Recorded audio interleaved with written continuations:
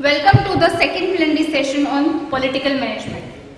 I now request Dr. Amit Dhulakia and Shri Dinesh Dasa to kindly occupy the seats on the dais. Dr. Amit Dhulakia, Registrar, the Maharaja Sayajira University of Baroda, to present a shawl to Shri Dinesh Dasa.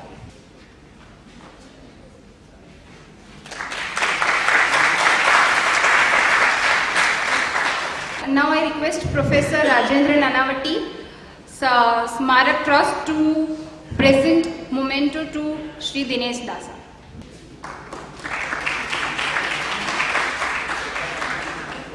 Now I request Ms. Sagar Rajput, organizing team of the seminar, to present CD to Shri Dinesh Dasa. Now I would like to invite Dr. Amit Dholakia to address the audience. The main speaker of this post-lunch session on political management and a well-known personality in Gujarat's public life, Shri Dinesh Dasa.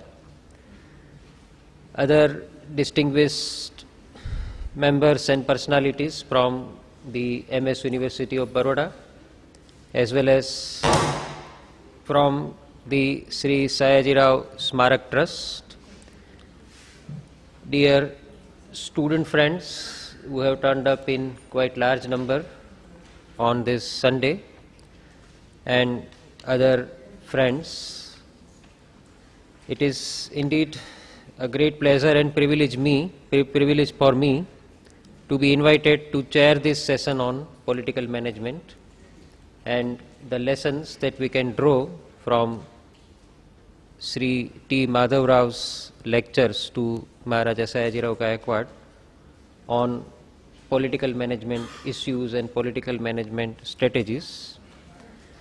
As a chairperson, of course, I will reserve my remarks after listening to the lecture of Sri Dinesh Pai on this very vital theme.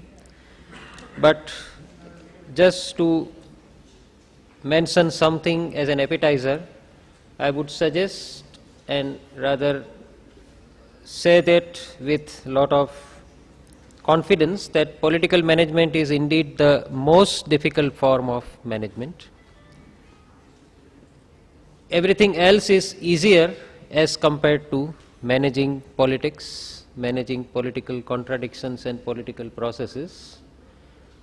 And therefore, the topic that we are going to discuss is of very vital significance for society, because successful political management means successful business, successful society, happy society. And of course, somewhat mismanaged politics also implies lot of problems, disorder, anarchy, violence, chaos, insecurity and whatever else that would follow mismanaged political system of a society. So we are very happy that we have a very worthy personality to address this vital issue of political management. Shri Dinesh Dasa has completed his post-graduation in forestry and horticulture. But interestingly, he has not confined his interest only to forestry and horticulture and has devoted quite a long time to the betterment and management of Veer Narmad South Gujarat University as a syndicate member for 3 terms, and subsequently he also was vice president of Gujarat Youth BJP and for 2 terms, and currently he is holding the position of director of Gujarat Tourism Corporation Limited. In his personal capacity, he has also spared lot of efforts and invested time in training and encouraging youth of Gujarat for civil service examinations, UPSC and GPSC examinations. So he has a very wide-ranging experience in the field of practical management of politics, as well as he has also been involved in youth issues and in youth motivation through different channels and platforms. So with these introductory remarks, I would now like to invite Shri Dinesh Dasa to present his views on this very important topic of political management and the lessons that we can draw from this book, Minor Hints. Shri Dinesh bhai. સત્રના આદરણીય અધ્યક્ષ અને મહારાજા સયાજીરાવ ગાયકવાડ યુનિવર્સિટીના આદરણીય કુલસચિવ શ્રી ધોળકિયા સાહેબ, આદરણીય મહેમાનો, મારી આગળના વક્તા જેણે આપણે વાઇબ્રન્ટ કર્યા એવા આદરણીય શ્રી વિનયભાઈ પતરાડે, આ યુનિવર્સિટીના જાગૃત અને કરતૂત સિન્ડિકેટ સભ્ય અમારા મિત્ર જીગર ઇનામદાર અને આપ સૌ પાર્ટિસિપન્ટ. એક વખત અકબરે બિરબલની સાથે વાત કરતા કરતા રીંગણાના વખાણ શરૂ કર્યા. અકબરે કીધું કે બિરબલ, આ રીંગણા જેવું સારું કોઈ વેજીટેબલ નહીં. એના કેવા સરસ કલર, એનો સ્વાદ એટલો ફાઇન, એની મેડિસિનલ વેલ્યુ પણ જોરદાર. ખરેખર બિરબલ, જો મારું ચાલે ને તો આખા રાજને હું રીંગણા સિવાયનું કોઈ શાક જ ના ખાવા દઉં, આટલું સરસ શાક. બિરબલે કીધું કે હા જહાપના. લગભગ 15 કે 20 દિવસ પછી આજ અકબર અને આજ બિરબલ, અને બિરબલને અકબરે કીધું કે બિરબલ, આ રીંગણા જેવું વાયડું કોઈ વેજીટેબલ નહીં. સાલું ખાઈએ તો 2 કે 3 દિવસ સુધી કુદરતનો કોલ ના આવે. રીંગણાનો પક્ષ લેવાથી કદાચ મારી નોકરી ગુમાવી બેસું, તમારો પક્ષ લેવાથી કદાચ તમારી શાબાશી મેળવી શકું, અને આ હેતુથી મહારાજા તમને ઠીક લાગે કરું. બિરબલ બહુ ચતુર માણસ છે, મેં આને જરા હળવા શૈલીમાં વાત કરી. પણ મિત્રો, આજના જમાનામાં રાજા એ પછી મિનિસ્ટર હોય, એને આ બિરબલ જેવા જ સજીવો ગમતા હોય છે. રીંગણું સારું તો કે સારું, રીંગણું ખરાબ તો કે સારું. રાજ્યનું અને બાકી બધાનું જે થવાનું હોય થાય. મિત્રો, આપણે એ વાત કરીએ છીએ કે એ મહારાજા સયાજીરાવને સર ટી માધવરાવ નામના વ્યક્તિ દિવાન તરીકે મળ્યા હતા, અને એણે આખી એક વ્યાખ્યાનની શૃંખલા પેશ કરી, જે લગભગ 1881માં થયેલી વાતો આપણે 2012ની અંદર એની ચર્ચા કરીએ છીએ. દિવાનની ઉચ્ચતા અને રાજાની ગરિમા બતાવે છે. અને એ વ્યક્તિની જ્યારે 150મી વર્ષની જન્મ જયંતિ આપણે ઉજવી રહ્યા હોય એવા સમયે આપણે બધા આ વિષય ઉપર ચર્ચા કરી રહ્યા છે. એટલા માટે આયોજકોને મારા અંતઃકરણપૂર્વકના અભિનંદન. મારા ભાગમાં આવ્યો છે વિષય પોલિટિકલ મેનેજમેન્ટ. પોલિટિકલ મેનેજમેન્ટ એ શબ્દ એટલો બધો જાણીતો નહોતો, પણ આ શબ્દ આમ વ્યવહારમાં ઘણા સમયથી હશે. પણ academically this subject was not known till half of the 20th century. 20મી સદીમાં, ખાસ કરીને 1960ના દશકની અંદર અમેરિકાની અંદર ટીવી પ્રેસિડેન્સીનો યુગ શરૂ થયો. જોન એફ કેનેડી અને એની સામેના પ્રતિસ્પર્ધી વચ્ચે ટીવી પ્રેસિડેન્સી ઉપર, એટલે અમેરિકાની ચૂંટણીઓમાં ડેમોક્રેટ અને રિપબ્લિક નામની 2 પક્ષો હોય છે. પક્ષોએ ટીવી ઉપર પોતાના વ્યૂઝની ચર્ચા કરવાની શરૂ કરી. તે પહેલા અમેરિકાની અંદર પાર્ટી બેઝ પોલિટિક્સ હતું, પાર્ટી આધારિત ચૂંટણીઓ થતી હતી અને મતદાન એ પ્રકારના થતું હતું. પણ 1960 પછી અમેરિકામાં વ્યક્તિ એટલે વ્યક્તિના નેતૃત્વને આધાર બનાવી અને ચૂંટણીઓની શરૂઆત થઈ. અને ત્યારથી દેશની, દુનિયાની અલગ અલગ યુનિવર્સિટીઓએ આ પોલિટિકલ સાયન્સ જે હતો એમાં એક પોલિટિકલ મેનેજમેન્ટ નામનો શબ્દ ઉમેરી અને એના ઉપર કામ કરવાનું શરૂ કર્યું, એવું ક્યાંક કોઈક જગ્યાએ મેં વાંચ્યું. 1960માં ટીવી પ્રેસિડેન્સી હતી. 2008ની અંદર ઓબામાની જે ચૂંટણી થઈ, એમાં ઓબામા અને જોન મેકેમ વચ્ચેની ચૂંટણી થઈ, એ ઇન્ટરનેટ ઉપર થઈ. ફેસબુક, ટ્વિટર અને સોશિયલ મીડિયાનો જબરજસ્ત યુગ થયો, અને એવું કહેવાય છે that the election of Obama 2008 has replaced the TV presidency which was started in 1960s by John F. Kennedy and other people.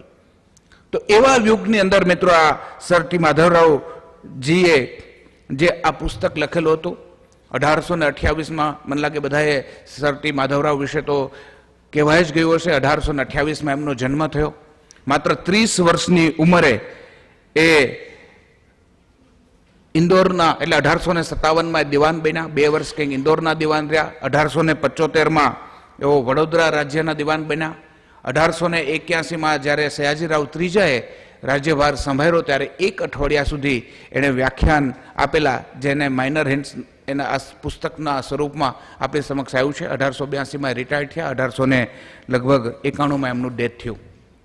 KCSI નું એને જે બિરુદ કહે છે એ સમયે મિત્રો order of the star of the India 3 પ્રકારના બિરુદ આપવામાં આવતા હતા. તેમાં એક હતું તે નાઇટ ગ્રાન્ડ કમાન્ડર, જે સયાજીરાવ ગાયકવાડ માટે આપણે બોલીએ છીએ GSSI કહે છે.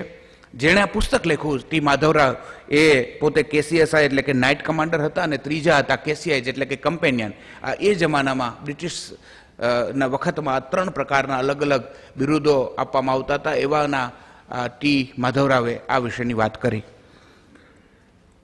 મિત્રો, કિંગ રાજાશાહી આપણે જોઈ, એ પછી ડેમોક્રેસી આવી. ડેમોક્રેસીમાં રાજનીતિમાં કામ કરનારા, પોલિટિકલ ફિલ્ડમાં કામ કરનારા લોકો એ અમુક વર્ષના અંતે 2 પ્રકારની ઓળખ પામ્યા.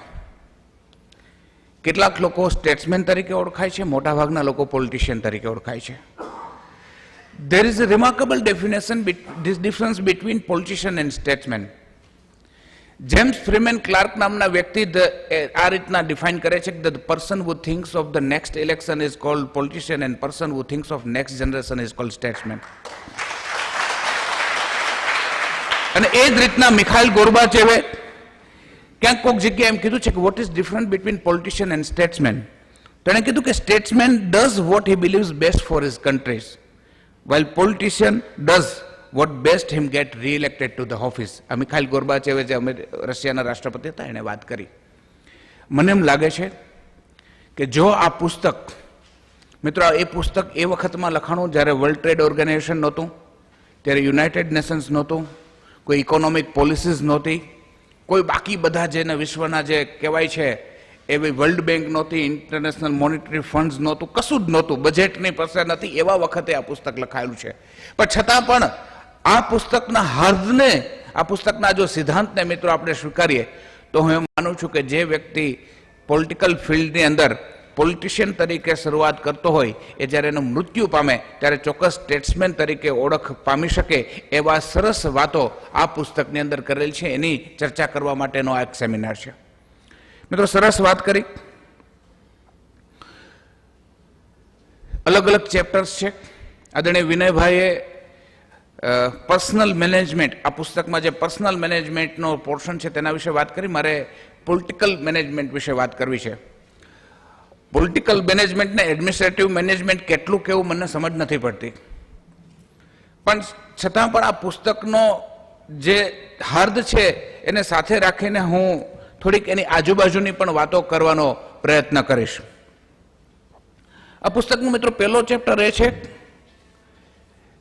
કે જેમાં ફાળો અને અનુદાન આ વિષય ઉપર શ્રી માધવરાવ સયાજીરાવ ગાયકવાડને કહે છે કે આપ જ્યારે રાજા છો ત્યારે આપની સમક્ષ કંઈ કેટલા લોકો એ ફાળા અને અનુદાન માટે અરજી કરશે.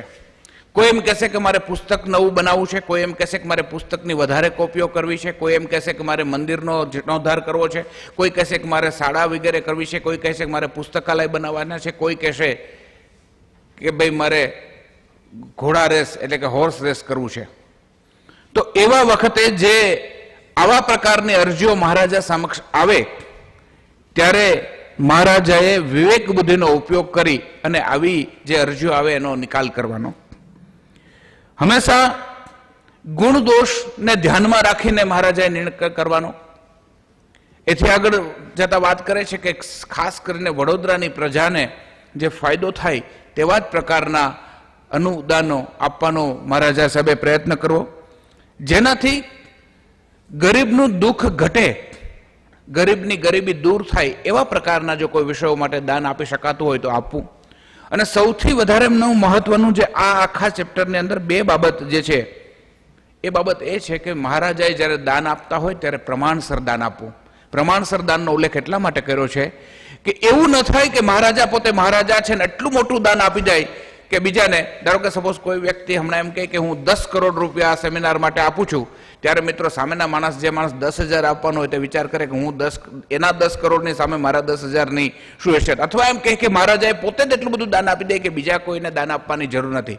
એટલે મહારાજાની દાન આપવાની જે એ સંકલ્પના છે એવી હોવી જોઈએ કે જેથી બીજાને દાન આપતા અટકાવે નહીં, બીજાને દાન આપતા પ્રોત્સાહન કરે એવા પ્રકારનું મહારાજાએ દાન આપવું જોઈએ એની વાત આ પુસ્તકમાં કરી છે. અને એક એથી વધારે મહત્વની બાબત મિત્રો, આજકાલ જે દાન અપાય છે, આમ જોવા જાવ તો દાન આપવું જોઈએ, સારી પ્રવૃત્તિ માટે આપવું જોઈએ. દાન અપાય છે આવકારદાયક છે.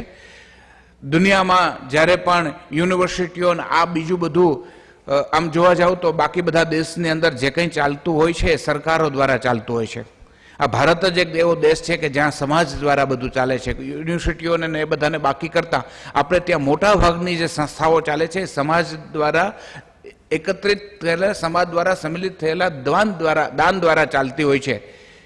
એટલે એમાં એક વસ્તુનો એ ઉલ્લેખ કરે છે કે દાન આપવું જોઈએ, પણ દાન એ પોતાને વાહવાઈ કરવા માટે, પોતાનો અહમ સંતોષવા માટે, પોતે બીજા કરતા ચડિયાતા છે આવું બધું સાબિત કરવા માટે દાન ન આપવી જોઈએ એવી વાત આ પુસ્તકની અંદર કરી છે.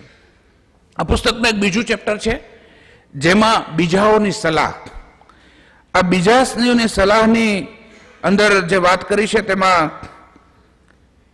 રાજાને એક એવી સલાહ આપવામાં આવી છે કે આપ હંમેશા આપણો મત બાંધવામાં ઉદાર રાખો. રાજા એ રાજ્ય વ્યવસ્થાની ટોચ ઉપર એવરેસ્ટ પર બેઠેલું વ્યક્તિ છે અને એવી વ્યક્તિ પાસે જ્યારે કોઈ પણ વિષય આવતો હોય ત્યારે એ વિષયનું અર્થઘટન એને બહુ ઉદારતાપૂર્વક કરવું છે. શક્ય બને ત્યાં સુધી અર્થઘટન એવા ન કરવા જોઈએ, કોઈ એવી ધારણા ન બાંધી લેવી જોઈએ કે જેનાથી એની નિર્ણય પ્રક્રિયાને નુકસાન થાય. ઘણી વખત મિત્રો આપણે ધારણાના અર્થઘટન કરી લેતા હોય છે. મને નાનકડું એક ઉદાહરણ આપવાનું અહીંયા મન થાય કે એક વખત એક પરિવાર એમના પતિ પત્ની અને 2 બાળકો સાથે એ દરિયા કિનારે હોલિડેઝ માટે ગયા હતા, રજા માણવા માટે ગયા હતા. એ પતિ પત્ની દરિયાની લહેરો જ્યાં અથડાતી હોય છે એનાથી થોડેક દૂર બેસે છે અને એના બાળકો દરિયાની લહેર આવતી હોય જેની સાથે છપછપિયા કરતા કરતા ત્યાં રમતા હોય છે. થોડેક દૂર જુએ છે તો એક ડોસી કે જેના કપડા લઘર વગર છે, એના માથાના વાળ વિખરેલા છે, શરીર એકદમ દુર્બળ પડેલું છે. દૂરથી કોઈ પણને જો તો એમ લાગે કે આ ભિખારણ આવી રહી છે એવું લાગે. એવી કોઈ એક ડોસી એ બીચ ઉપર આવે, એના હાથમાં એક થેલી છે, એ નીચે વળે, કશુંક લે, એ થેલીમાં મૂકે, ચાલે, આ પ્રકારનું કરતું કરતું આવે છે. આ પતિ પત્નીને એમ થાય છે કે સલા ભિખારીઓ અહીંયા બીચ પર પણ આપણને પીછો નથી છોડતા, શહેરમાં તો આપણી પાછળ પડેલા હોય છે પણ અહીંયા પણ નથી છોડતા, એમ કરી અને એના પ્રત્યે તિરસ્કારનો ભાવ ઉભો કરી અને એના છોકરાઓને આ બાજુ બોલાવી લે છે કે પેલી ભિખારણ જાય પછી તમે ત્યાં રમજો, એમ કરીને બોલાવી લે છે. પેલી ડોસી ત્યાંથી નીકળે છે, ફરીથી એની આ જ પ્રક્રિયા, નીચે વળે, કશુંક લે, થેલીમાં મૂકે, ચાલે.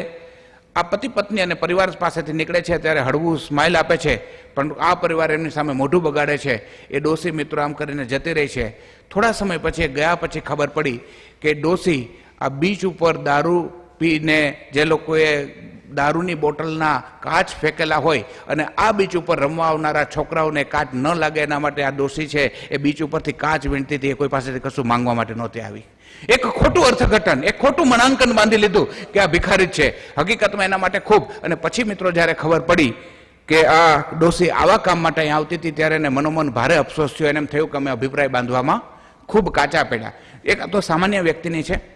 રાજા પાસે જ્યારે પણ કોઈ પણ વિષયની કે કોઈ પણ વસ્તુની દરખાસ્ત આવે ત્યારે રાજા હંમેશા એ જે એની સામે દરખાસ્ત આવે, એની સામે જે વિષય આવે એમાં સામેના વ્યક્તિનું ભલું કઈ રીતના થઈ શકે, સામેના વ્યક્તિનું હિત કઈ રીતના સાચવી શકે એવી જ ભાવનાથી રાજાએ મત બાંધવો છે.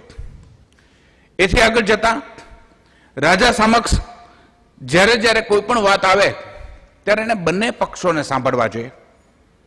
બંને પક્ષોને સાંભળ્યા પછી જ રાજાએ નિર્ણય કરવો જોઈએ એવી સલાહ સર માધવરાવ સયાજીરાવ ગાયકવાડ એમના પ્રવચનમાં આપે છે.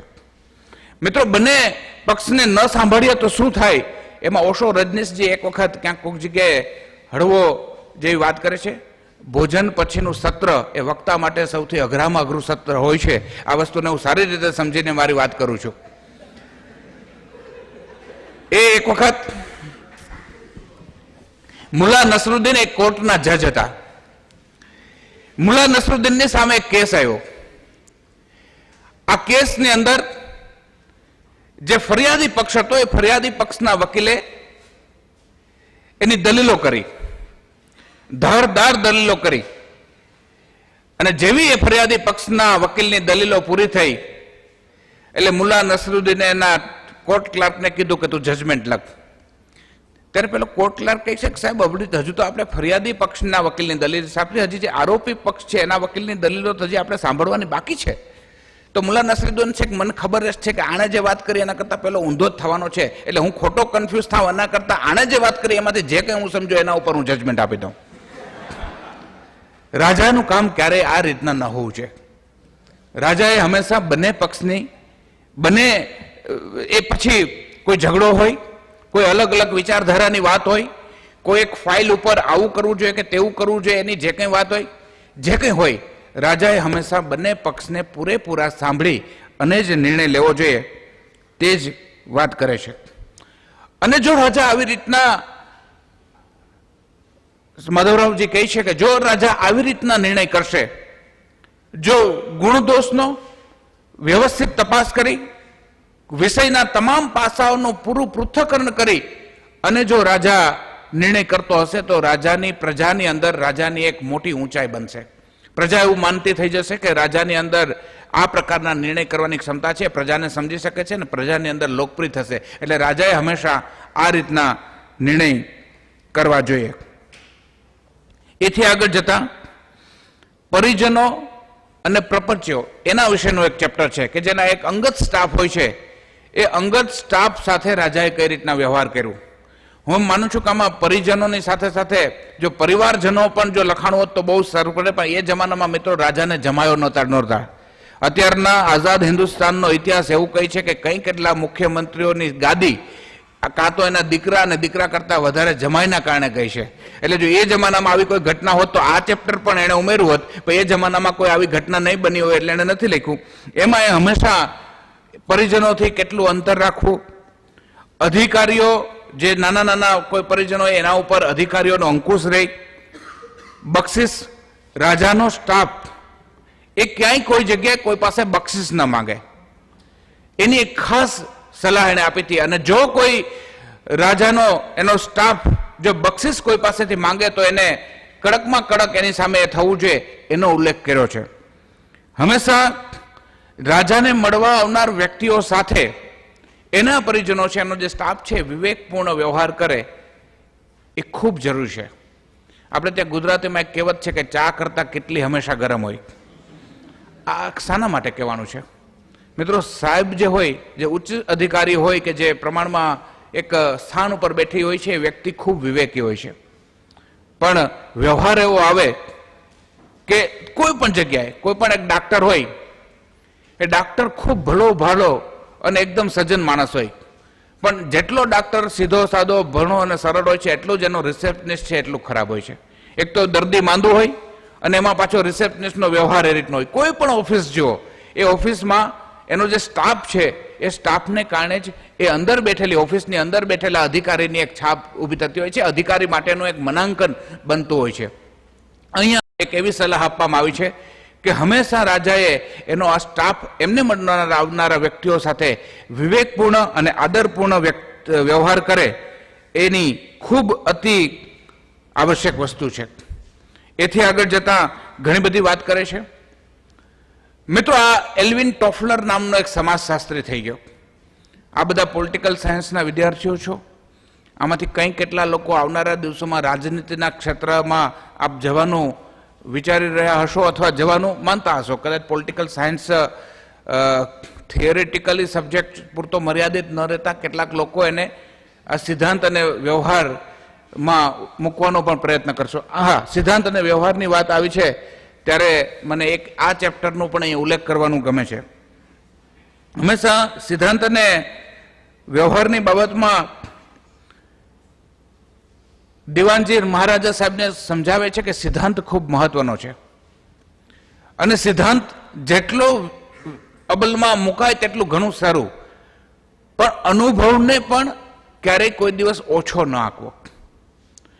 એનું એક આ ઉદાહરણને સમજાવવા માટે થઈને, આ સિદ્ધાંત અને અનુભવના એને સમજાવવા માટે થઈને એક ઉદાહરણ આપે છે.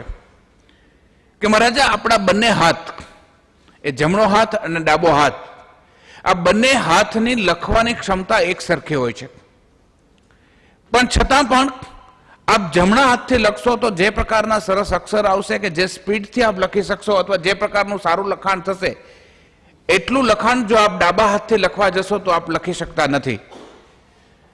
તો એનું મુખ્ય કારણ એ છે કે ડાબા અને જમણા બંને હાથને લખવાની ક્ષમતા તો સરખી સાંપડી છે, પણ જમણા હાથથી લખાયેલું લખાણ વધારે સારું, વધારે અસરકારક અને વધારે ઝડપી છે, કારણ કે જમણા હાથને ડાબા હાથ કરતા વધારે લખવાની આવડત છે, વધારે પ્રેક્ટિસ છે, જેને કારણે જમણા હાથનું લખાણ વધારે સારું થાય છે. ડાબા હાથમાં પ્રમાણમાં ઓછું છે, જેને કારણે માટે જ્યારે પણ સિદ્ધાંત તો એ છે કે ડાબો અને જમણો હાથ બંને સારી રીતે સરખી રીતે લખી શકે, પણ અનુભવ એમ કહે કે જમણા હાથથી ડાબા હાથ કરતા વધારે સારું લખાય. એ વાતને અહીંયા અનુભવ અને સિદ્ધાંતના સંદર્ભમાં સમજાવતા વાત કરે છે. મિત્રો, હું વાત કરતો હતો કે એલ્વિન ટોફલર નામના સમાજશાસ્ત્રી, જેણે જેના ત્રણ પુસ્તકે ખૂબ દુનિયામાં મતલબ એક પ્રકારની ચર્ચા જન્માવી અને ખૂબ એમની એ થઈ, એમાંનું એક થર્ડ વેવ, એક ફ્યુચર શોક અને પાવર શિફ્ટ. આ ત્રણ પુસ્તક એલ્વિન ટોફલર જે લખે છે, આ ત્રણ પુસ્તકનો હાર્દ કંઈક આવો છે કે મિત્રો 5000 વર્ષનો માણસનો ઇતિહાસ ગણીએ તો 5000 વર્ષના ઇતિહાસની અંદર 4500 વર્ષ આ માનવજાત ઉપર એવા લોકોએ રાજ કર્યું જે લોકો બડુકા હતા, જે લોકો બાહુબલીઓ હતા, એમનું સામ્રાજ્ય 4500 વર્ષ આખી દુનિયાના ઇતિહાસમાં ગણીએ. 500 વર્ષ એવા લોકોએ રાજ કર્યું કે 450-500 વર્ષ કે જેઓ પાસે પૈસા હતા, જેઓ લોકો ધનવાન હતા, એ ધનપંતીઓનો પૂંજી. હું જ્યારે રાજ્ય કર્યું છે એવો શબ્દ પ્રયોગ વાપરું છું ત્યારે શાસનના સિંહાસન ઉપર બેસીને એડમિનિસ્ટ્રેશન કર્યું છે એવો શબ્દ એ એક બૃહદ સંદર્ભમાં હું વાત કરું છું. 450 થી 550 વર્ષ એવા લોકોએ એ કર્યું કે જેઓની પાસે ધનપતિઓ હતા, જે લોકો પૂંજીપતિ હતા, એની આ દુનિયામાં તૂટી બોલી. પણ એવું કહે છે કે 21મી સદીની અંદર અને હવે પછીના દિવસોમાં મિત્રો એવા જ લોકોનો દિવસો આવશે, એવા જ લોકો રાજ કરી શકશે કે જે લોકો પોતે બુદ્ધિથી કામ કરતા હશે, જે લોકો બુદ્ધિશાળી હશે, જે લોકો ઇન્ટેલેક્ચ્યુઅલ્સ હશે, જે લોકો અપડેટેડ રહેતા હશે, એવા જ લોકો હવે 21મી સદીમાં કામ કરી શકશે. અને આ નિયમ મિત્રો પોલિટિકલ ફિલ્ડમાં કામ કરતા હોય તેવા લોકોને પણ લાગુ પડે. અને આપણી પાસે મિત્રો ગઈ સદીમાં જે સંસાધનો અને ઉપકરણો હતા એના કરતા કંઈ કેટલા સારા ઉપકરણો મિત્રો આપણી પાસે છે. મેં ક્યાંક કોઈક જગ્યાએ લાગ્યું છું કે મહાત્મા ગાંધી જ્યારે વર્ધા આશ્રમમાં રહેતા હતા ત્યારે વર્ધા આશ્રમની અંદર મહાત્મા ગાંધીના જે પીએ હતા એ વર્ધા 8 કિલોમીટર ચાલીને આવતા, વર્ધાની જે આશ્રમ હતો ત્યાંથી 8 કિલોમીટર ચાલીને આવીને જે ટપાલો આવતી હતી એ ટપાલો કલેક્ટ કરતા, એ ટપાલો લઈને ગાંધીજીને આપતા, ગાંધીજીના પાછા પત્રો લખતા અને બીજે દિવસે ફરીથી પાછા એ આ ટપાલો લઈને આવતા. એટલે કે 8 કિલોમીટરનું એક કોમ્યુનિકેશન્સ માટેનું અંતર. અને એ રીતના મિત્રો ગાંધીજી કહેતા ને એમ કહેવાય છે કે ગાંધીજીને જેટલા પણ પત્રો મળતા એ પત્રોનો મોટાભાગના પત્રોનો ગાંધીજી જવાબ આપતા. હવે મિત્રો તમે મને એ જવાબ આપો કે જો ગાંધીજી પાસે એ સમય ઈમેલ હોતે તો, ગાંધીજી ફેસબુક પર હોતે તો, ગાંધીજી ટ્વિટર પર હોતે તો, આજે ગાંધીજી પાસે જે નહોતું એ બધી જ વસ્તુઓ આપણી પાસે છે. ફેસબુકની દુનિયામાં મિત્રો આપણે ક્યાંથી ક્યાં સુધી જઈ શકીએ. ઇજિપ્તની ક્રાંતિનો વિષય હોય કે અન્ના હજારેજીનું જે પહેલું, હવે તો વખતો વખત થઈ ગયા એટલે એની થોડી અસરકારકતા ઘટી છે, પણ પેલું જે આંદોલન જે અનાજીએ જે કર્યું હતું એ તમે જુઓ કે આખા દેશની ગલીઓ ગલીમાં પહોંચ્યું, કયા માધ્યમથી પહોંચ્યું. ગાંધીજી એ સમયે અંગ્રેજો સામેનો કોલ કોઈ આપવો હોય તો કદાચ હું માનું છું કે જો આવા ઉપકરણો ગાંધીજી પાસે હોતા તો કદાચ અંગ્રેજોને દૂર કરવા માટે આટલો સમય ન લાગ્યો હોત. કદાચ કેટલા વર્ષો લાગતા હશે ને કેટલા મહિનાઓ લાગતા હશે એક સંદેશ એક જગ્યાએથી બીજે પહોંચાડવા માટે. તો કહેવાનો મારો મતલબ મિત્રો એ છે કે આપણી પાસે એ બધી જ સગવડતાઓ અને એવી બધી જ વસ્તુઓ છે કે જેની આપણે ઉપયોગ કરી અને આવનારા દિવસોમાં આપણા પોતાના ફિલ્ડની અંદર આ પણ એક હવે પ્રોફેશનલિઝમનો જમાનો છે. હવેના પોલિટિકલ મેનેજમેન્ટમાં એટલે માત્ર ને માત્ર મિત્રો રાજકારણ એટલે કે સત્તા પૂરતું મર્યાદિત ઘણી બધી બાબતો છે. ચૂંટણીનો પ્રચાર, બાકી આ બધી બધો એની અંદર દરેકે દરેક વસ્તુમાં મિત્રો સાયન્સ આવી ગયો. દરેકે દરેક બાબત એવી છે કે જેની આજે એનું એક મેનેજમેન્ટ ખૂબ જરૂરી છે. અને એ સિવાય મિત્રો માત્ર માણસ જે કામ કરતા હોય પોલિટિકલ મેનેજમેન્ટ એટલે એમાં માણસની પોતાની વ્યક્તિગત જે પર્સનલ મેનેજમેન્ટનો વિષય છે તે પણ એટલો જ મહત્વનો છે. કમિટમેન્ટ ટુ ધ વર્ક એ એટલું જ મહત્વનું છે. અને એ કમિટમેન્ટ મિત્રો હોય તો જ કામ થાય અને તો જ સારી રીતે એ કરી શકાય. મને અહીંયા ઉદાહરણ આપવાનું મન થાય મિત્રો કે દેશની આખી આઝાદીની લડાઈ, આખી દેશની ચળવળ મહાત્મા ગાંધીજીએ કરી. પણ જ્યારે 15મી ઓગસ્ટ 1947ના દિવસે આ દેશનો ધ્વજ ફરકી રહ્યો હતો, તે દિવસે કોઈ પણ જગ્યાએ મહાત્મા ગાંધીજીનો ફોટો એ તમને જવાહરલાલ નહેરુ કે એની કોઈ બાજુમાં નથી જતો, કારણ કે એ સમયે કોઈ બીજી જગ્યાએ દંગલ થયા હતા. મહાત્મા ગાંધી જે કોઝ માટે એને આખી જિંદગી ખર્ચી કાઢી, જે દેશને આઝાદી મળે ને આ દેશમાં ત્રિરંગો ફરકે એના માટે થઈને જે માણસ આખી જિંદગી જેનો એ ઘટના આવી, એ પડાવી, ત્યારે એ માણસ એ ઘટના સ્થળે હાજર નહોતા. આખા 15મી ઓગસ્ટની આપણી જે ઘટના છે એમાં મહાત્મા ગાંધીજીનો કોઈ જગ્યાએ ફોટો નથી. એ કોઈ જગ્યાએ ગયા હતા. અને મિત્રો મહાત્મા ગાંધીજીએ ફોટાનો આગ્રહ ન રાખ્યો એટલે જ ચલણની નોટમાં મહાત્મા ગાંધીજીનો ફોટો આવે છે. એટલા માટે ચલણની નોટ ઉપર એનો રહે છે. ચલણની નોટ ઉપર મિત્રો હેરે ખેરે નટુ ખેરેના ફોટા નથી આવતા. અને આ મહાત્મા ગાંધી કહેવાય. આ પ્રકારનું એક પર્સનલ કમિટમેન્ટ જે પોતાના કામ માટે એને પ્રોફેશનલ, આજના જમાનામાં એને પ્રોફેશનલિઝમ કહીએ કે શું કહીએ ભગવાન જાણે, પણ આટલું ઊંડું એક આત્મસાત કરેલું જીવન મિત્રો મહાત્મા ગાંધીજી જેવા. રાજનીતિમાં પણ હવે પછીના દિવસોમાં જેણે એ કરવું હોય તેણે આ કરવું પડે, નહીતર ફળ કેવું મળે એને સમજાવવા માટે થઈને મિત્રો મને એક નાનકડી વાર્તા કહેવાનું મન થાય. એક વખત એક કડિયો એ 40 થી 45 વર્ષ સુધી એક કોન્ટ્રાક્ટરને ત્યાં કામ કર્યું. એ કડિયો જે કોન્ટ્રાક્ટરને ત્યાં કામ કરતો હતો એને ત્યાં છોકરાને, એને ત્યાં નાના બાળકો થયા. કડિયાએ નક્કી કર્યું કે હવે મારે રિટાયર થઈ જોયું છે, કારણ કે મારા નાના પૌત્ર અને પૌત્રી થયા છે અને રમાડવાનો મારી પાસે હવે સમય છે. એટલે એને એમ થયું કે હવે હું છૂટો થાઉં. એટલે આ કડિયો એના કોન્ટ્રાક્ટર જેને વાત કરે છે કે ભાઈ મેં 40-45 વર્ષ આપને ત્યાં કામ કર્યું, હવે મને આપ મુક્ત થવાની સંમતિ આપો. કોન્ટ્રાક્ટર ને આ વાત સાંભળીને ખૂબ એમને આઘાત લાગ્યો, કારણ કે એમનો સૌથી વફાદાર અને સૌથી કુશળ કડિયો હતો. એણે જેટલા મકાનો બનાવ્યા હતા એ મકાનમાં આજ દિન સુધી કોઈ ફરિયાદ નહોતી આવી.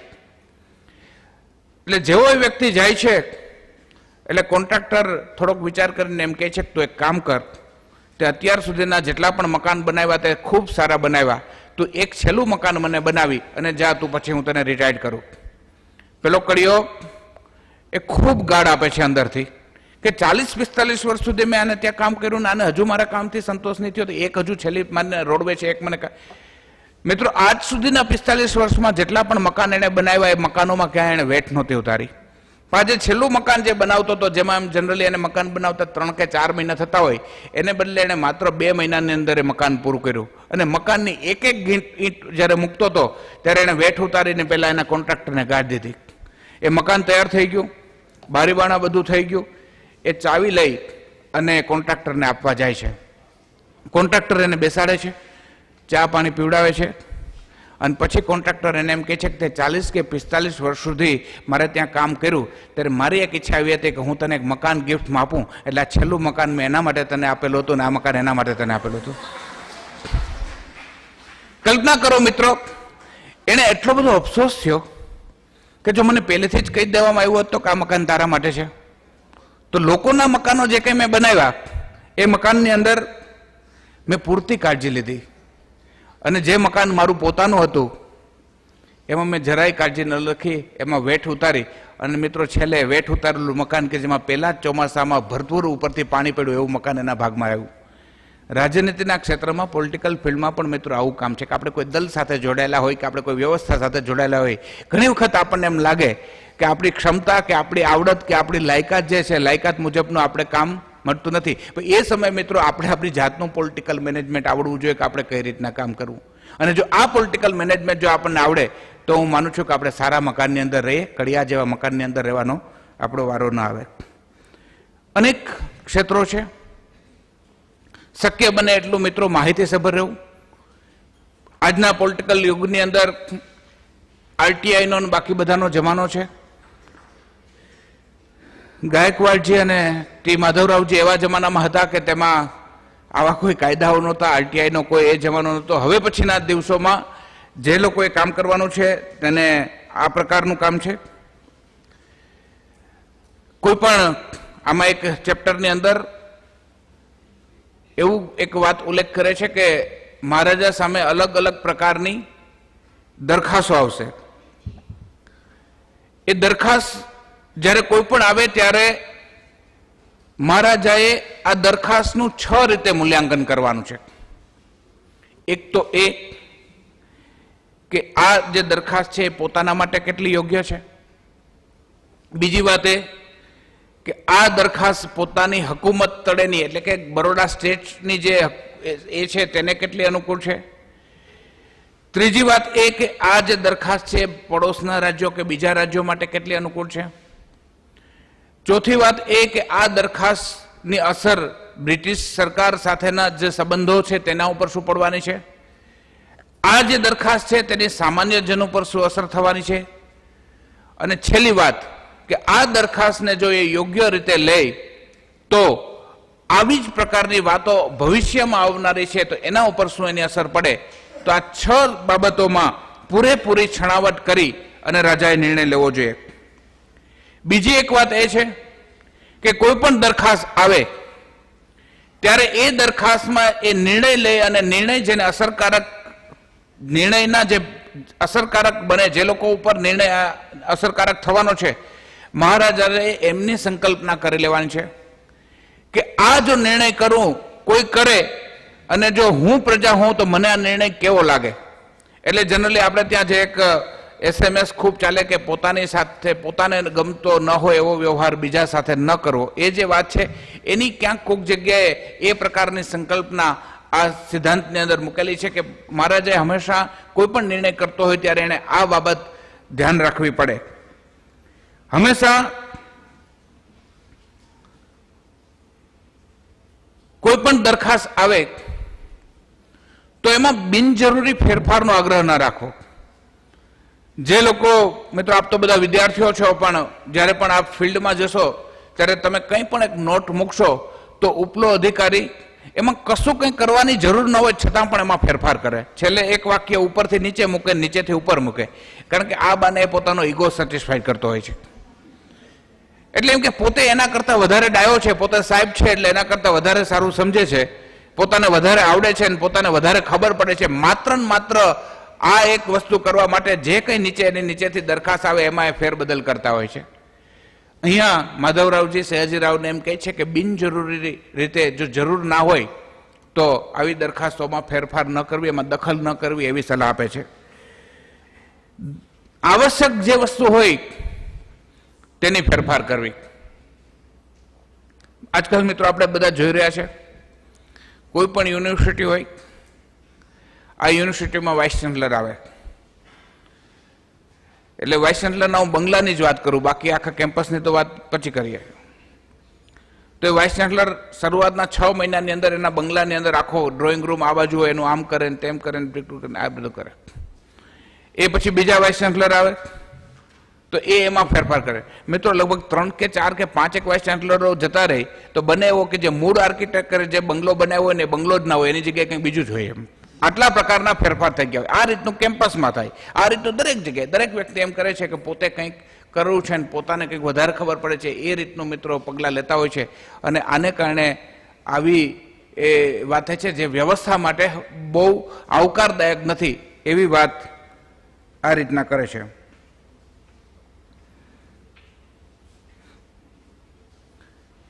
પુરસ્કાર રાજાએ હંમેશા આપવા જોઈએ. જો રાજા પુરસ્કાર ના આપે તો એમ કહેવાય છે કે સારી રીતે કામ કરનારા લોકોની યોગ્ય રીતે કદર થતી નથી.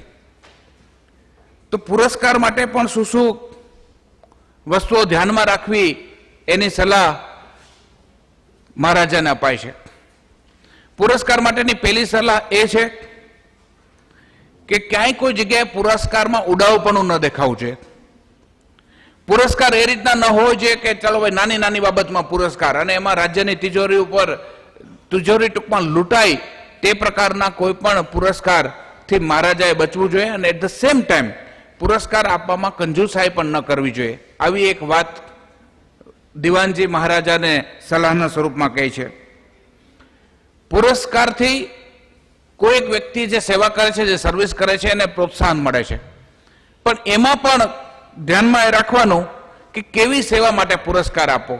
સામાન્ય કે અલ્પ સેવા હોય તેના માટે પુરસ્કાર ન આપતા કોઈ એક મતલબ એક અસાધારણ વસ્તુ હોય, સાધારણ વસ્તુઓ માટેની અસાધારણ કે જેની કોઈ કલ્પના ન કરે એવી કોઈ જો સેવા કરે તો એવી જ સેવા માટે મહારાજાએ હંમેશા પુરસ્કાર આપવો જોઈએ. અને આ રીતના મિત્રો અલગ અલગ ચેપ્ટર્સની આની અંદર શરૂઆત કરી. કોઈ પણ રાજ્યનું પોલિટિકલ મેનેજમેન્ટ એ એવું હદનું હોવું જોઈએ કે રાજ્યને એક ઊંચાઈ ઉપર પહોંચાડે. હિન્દુસ્તાનની અંદર મિત્રો વાત કરીએ તો દુનિયામાં 3 પ્રકારના દેશો હોય છે. એક વિકસિત, એક વિકાસશીલ અને અલ્પ વિકસિત. ભારત એ ડેવલપિંગ નેશનની કેટેગરીમાં આવે છે, એક વિકાસશીલ દેશની શૃંખલામાં આવે છે. વિકાસશીલ કે અલ્પ વિકસિત એ હોવું એ કોઈ ગુનો નથી, પણ કેટલા વર્ષો આપણે એ સ્ટેજની અંદર ગુજારીએ છીએ એ ચોક્કસ ચિંતાનો વિષય છે. મિત્રો, જ્યારે કોલંબસ નામના વ્યક્તિએ અમેરિકા નામના દેશની શોધ નથી કરી, ત્યારે અમેરિકા નામના દેશનું અસ્તિત્વ નહોતું, અને જ્યારે સમગ્ર યુરોપ એ મોનાર્ક એટલે કે રાજાશાહીની અંડરમાં હતું, ત્યારે ભારત એ વિકાસશીલ દેશ હતો. ભારતની અંદર તક્ષશિલા, વલ્લભી અને નાલંદા જેવી વિશ્વવિદ્યાલયો, મહાવિશ્વવિદ્યાલયો હતા કે આજે જે પ્રકારનો પૂર્વથી પશ્ચિમમાં શિક્ષણ લેવા માટેની એક દોડ છે, એ જમાનો એવો હતો કે જેમાં બહારથી લોકો, વિદેશથી લોકો વિદ્યા અભ્યાસ કરવા માટે ભારતની આ વિશ્વવિદ્યાલયોમાં, મહાવિદ્યાલયોમાં આવતા હતા. એથી આગળ જતા દુનિયાની જે પ્રજા ભારતમાં આવી, ભારત ઉપર કોઈ શાસન કરવા નહોતી આવી, ભારતની અંદર વેપાર કરવા આવી હતી. મતલબ ભારત એ વિશ્વનું એ સમયનું ટ્રેડ સેન્ટર હતું. અને એ સિવાય ઘણા બધા યોદ્ધા હતા. આજે અમેરિકા પાસે નોલેજ એટલે કે જ્ઞાન છે, વેલ્થ છે. વેલ્થ તો હવે નથી, કારણ કે રિસેશનના તબક્કામાં છેલ્લા 3-4 વર્ષથી છે. પણ થોડા સમય વાત કરીએ તો અમેરિકા જગતનું જમાદાર એટલા માટે છે કારણ કે એની પાસે 3 વસ્તુઓ છે. એની પાસે એક બુદ્ધિ છે એટલે નોલેજ છે, એની પાસે વેલ્થ છે, અને એની પાસે શસ્ત્રોનો એક તાકાત છે. મને એમ લાગે છે કે અમુક 1000 વર્ષ પહેલા હિન્દુસ્તાન પાસે આ 3 વસ્તુ હતી. અને 3 વસ્તુઓ હતી તો પ્રશ્ન એ આવે કે ભાઈ, દુનિયાનો ઇતિહાસ જોઈએ તો 1868 ની અંદર જાપાનની અંદર મેજી રેવોલ્યુશન થયું. 1868 ની અંદર જાપાનની અંદર મેજી રેવોલ્યુશન થયું. એના લગભગ 25-30 વર્ષની અંદર જાપાન એ વિકાસશીલમાંથી વિકસિત રાષ્ટ્ર બન્યું, એને ડેવલપ્ડ નેશનનો દરજ્જો મળ્યો.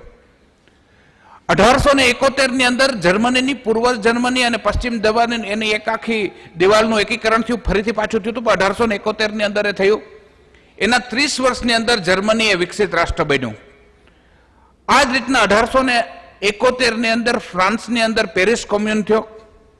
એના લગભગ 30-35 વર્ષની અંદર ફ્રાન્સ એ ડેવલપ નેશન બન્યું.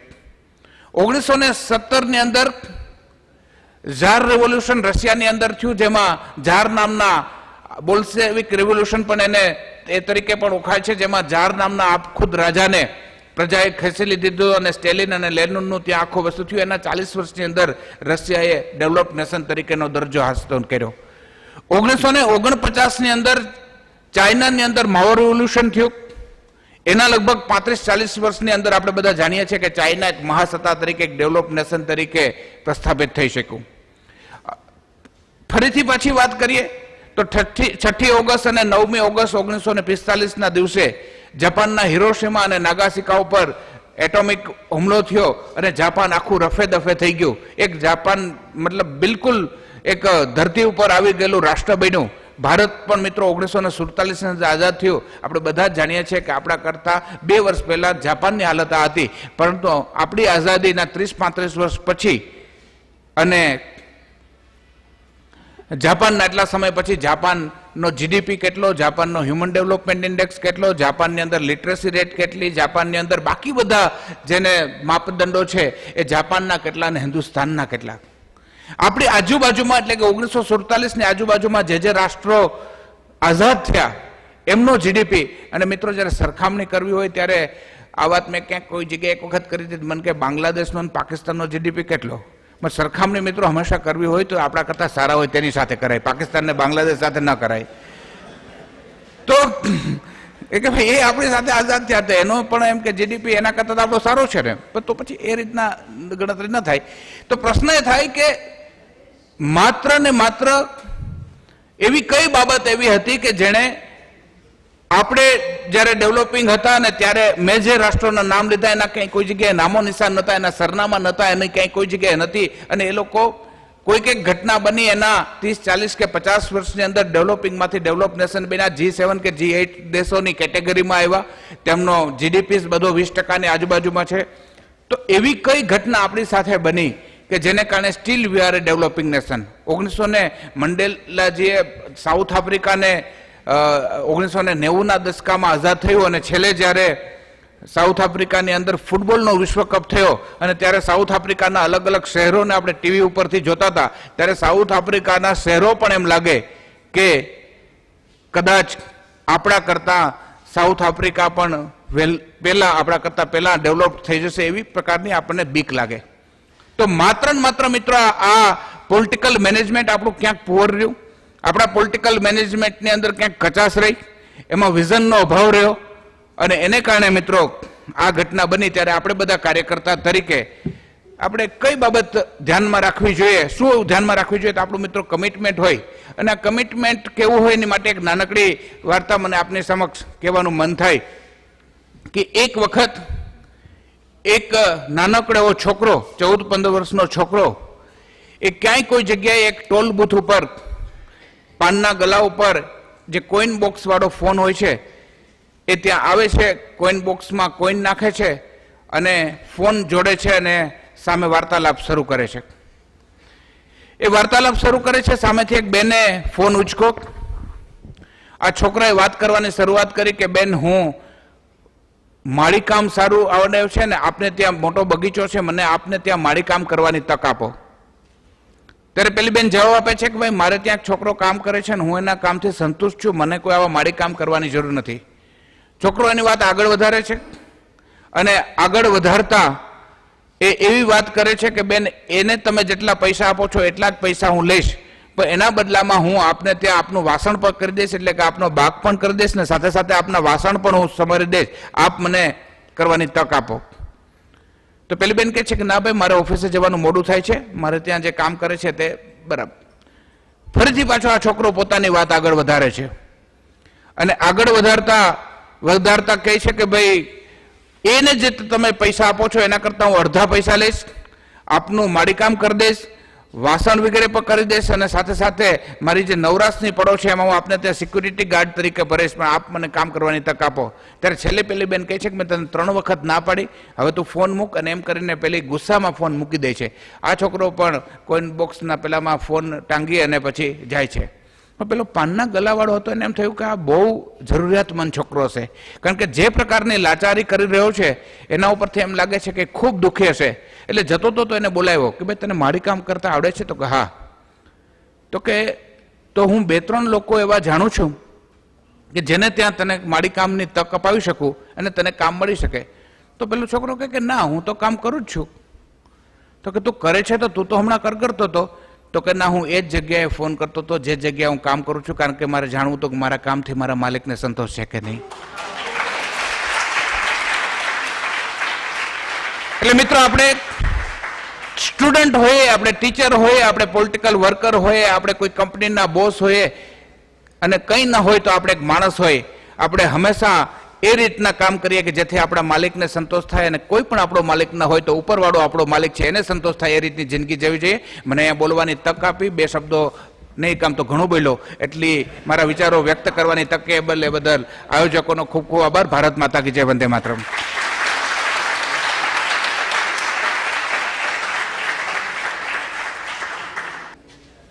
આપનો ખૂબ ખૂબ આભાર Dineshbhai.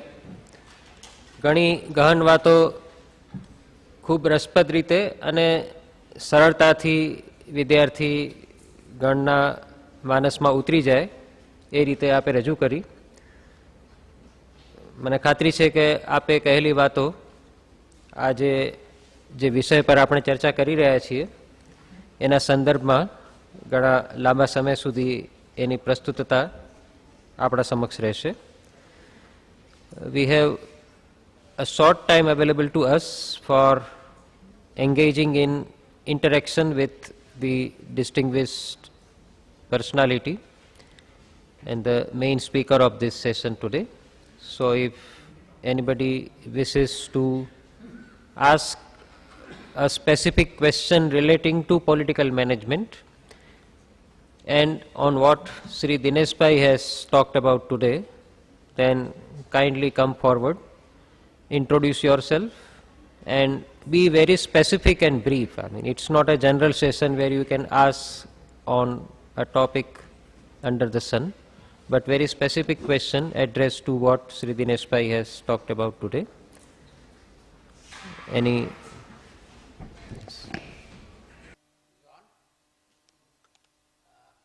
wish to ask a question. Today's leaders, are they led by the followers or do they lead the followers? And what should really be done?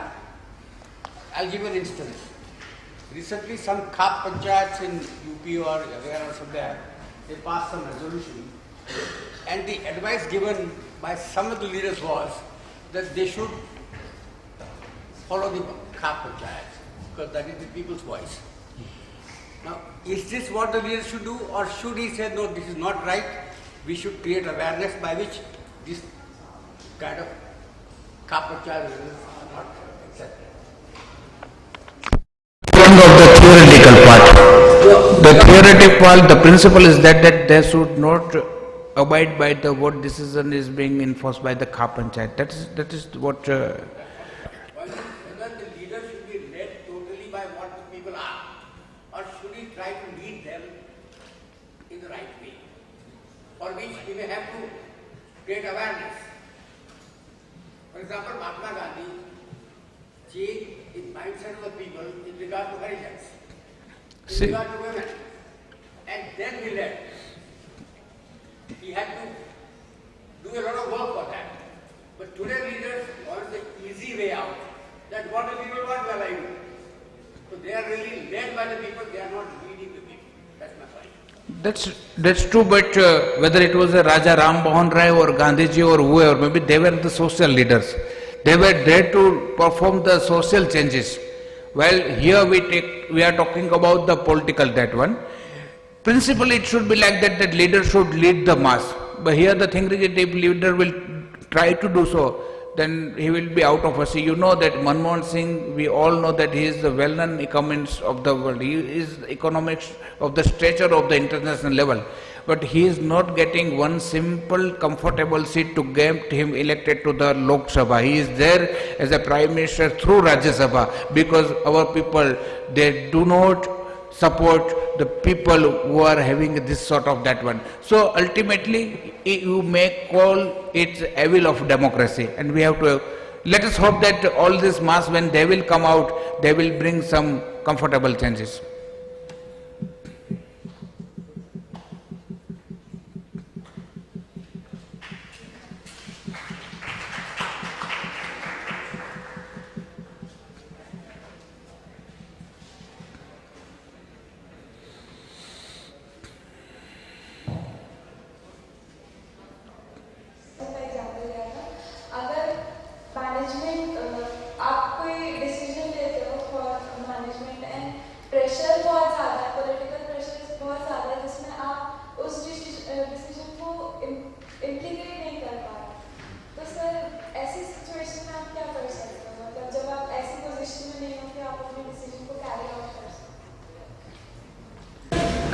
मतलब हर बार पावर भी तो होती है ना, वो हर एक पोजीशन पे होती नहीं कभी कई बार हम चाहते हैं, कन्विक्शन बहुत होता है, हम डिसीजन हमें एग्जैक्टली पता होता है हमें क्या करना है, बट स्टिल हम उसे carry out. Person should not be power corrupt.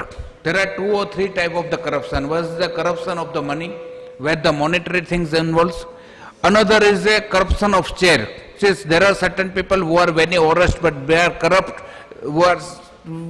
whom we call as a power corrupt. if person avoid himself or refrain himself from the category of power corrupt, then he will be able to take a substance decision. So there will not be question for him. For example, you may say the Chief Minister of Gujarat, the way in which he is acting, I think nobody is influencing him. We have seen the days when the election were approaching. At that time, the people loaded in buses and buses, they used to travel to Gandhinagar to seek tickets for the candidate of their choice. When they were getting elected, when they becomes the MLA, then the people, the MLAs used to rush to Gandhinagar in mobs to get berth in the cabinet and all these things. We have seen this sort of the scene in the past. But for last 10 years, we are seeing that nobody is trying to influence their voices on present Chief Minister. So this is what substance he is having, and we wish that all should have a carry this sort of then.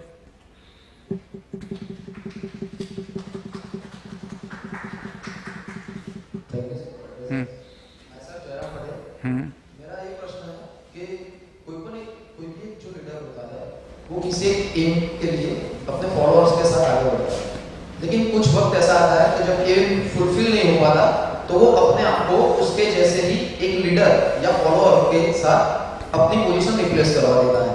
तो वो ideal time क्या होता है कि जब failure आता है और एक लीडर को बहुत टफ होता है अपने आप को रिप्लेस करना किसी के साथ लीडर होने के बावजूद, वो आइडियल टाइम क्या होता है?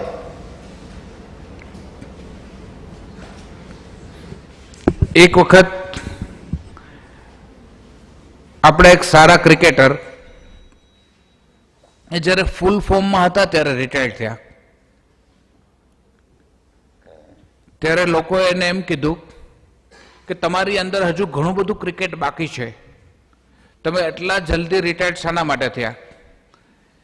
ત્યારે પેલા ક્રિકેટરે કીધું કે લોકો એવી ચર્ચા શરૂ કરે કે આ ક્યારે રિટાયર્ડ થશે, એના કરતાં લોકો એવી ચર્ચા શરૂ કરવા જોઈએ કે આટલો જલ્દી રિટાયર્ડ કેમ થઈ ગયો. વક્તાને, કોઈ પણ વક્તાને અને કોઈ પણ રાજકારણીને આ નિયમ લાગુ પડે. એટલે જો એને એમ લાગે છે કે હવે એના દિવસો ભરાઈ ગયા છે, તો હું માનું છું કે ખૂબ સારી આપણે ત્યાં હરવા ફરવાની સ્થળો છે, ત્યાં ફરવા જવું જોઈએ.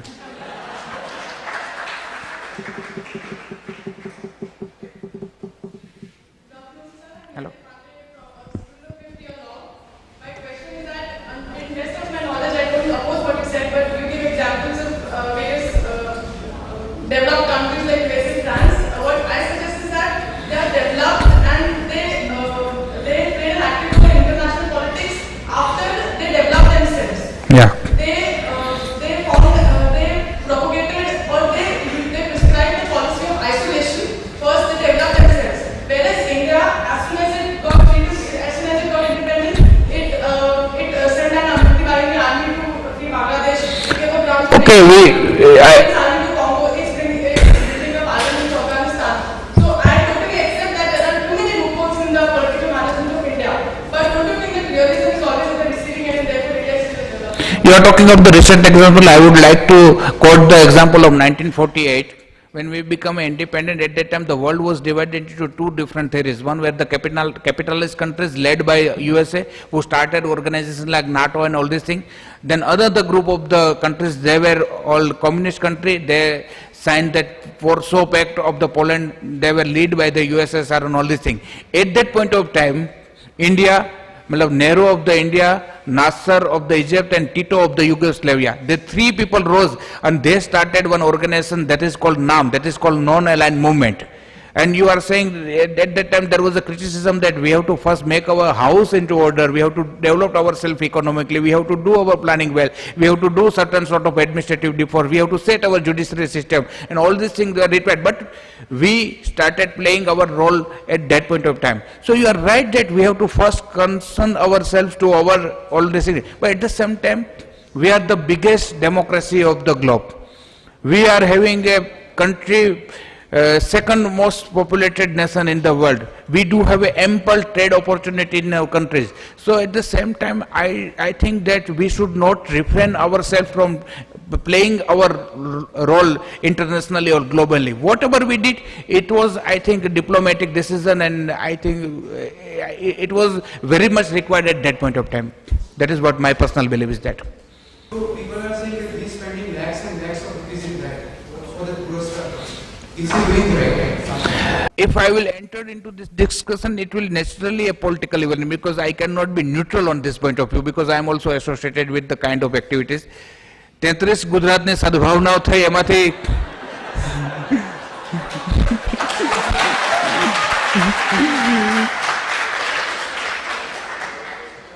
ગુજરાતમાં 33 જેટલી સદભાવના મિશનના કાર્યક્રમ થયા એમાંથી 22 નું એન્કરિંગ મેં કર્યું હતું.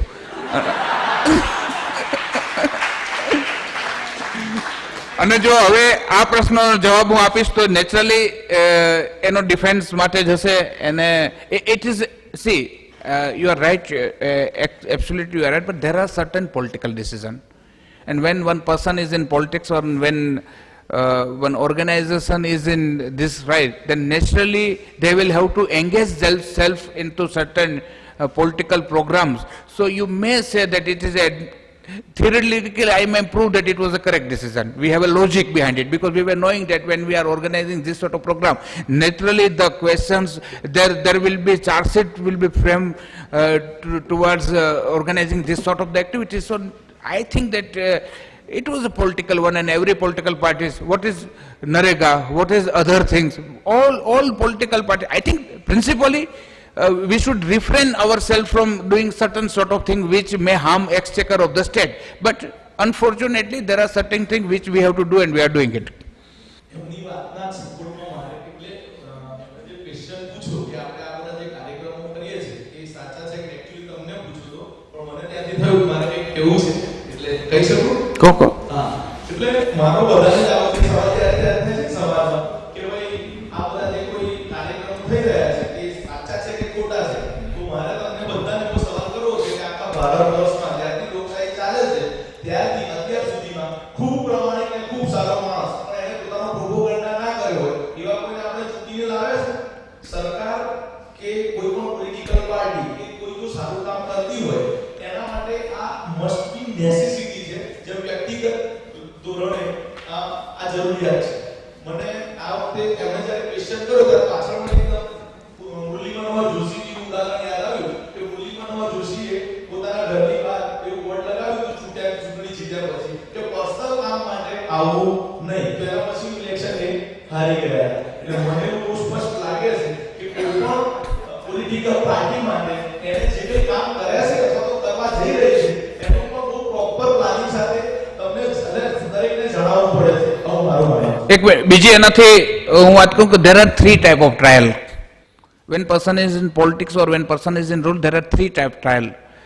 One is the trial in people's court, when they will go to the electorate and people will decide the fate of that particular political person or political party. That is called public trial. Another is the judicial trial, which happens in the court.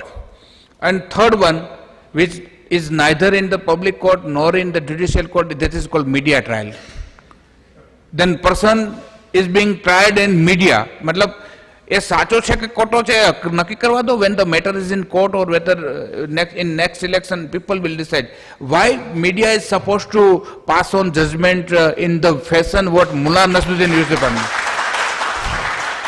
તો એવા વખતે જ્યારે media ટ્રાયલનો જમાનો ચાલતો હોય તો media ટ્રાયલને counter કરવા માટે કેટલાક કોઈ પણ ઓર્ગેનાઇઝેશન છે કેટલાક કાર્યક્રમો આપતી હોય છે અને કદાચ આ એમાંનો એક હોઈ શકે.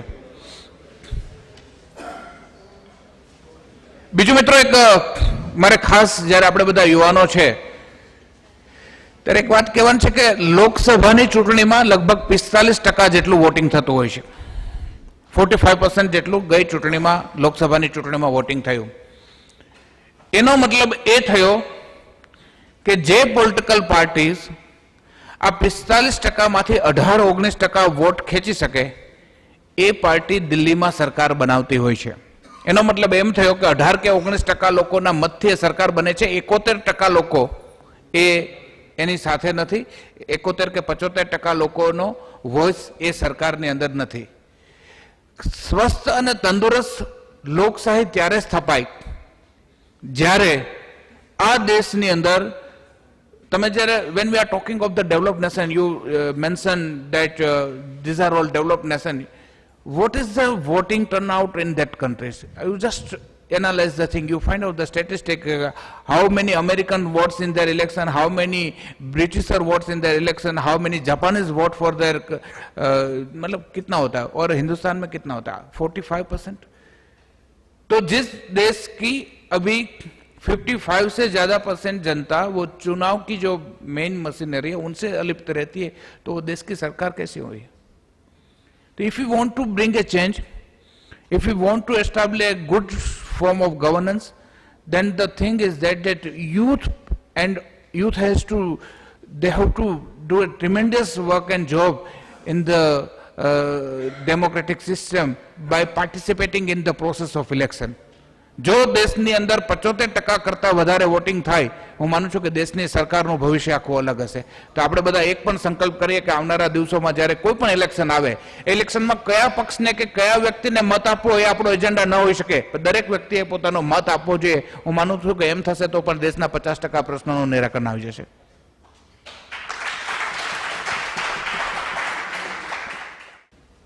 Thank you, sir, for guiding us on political management.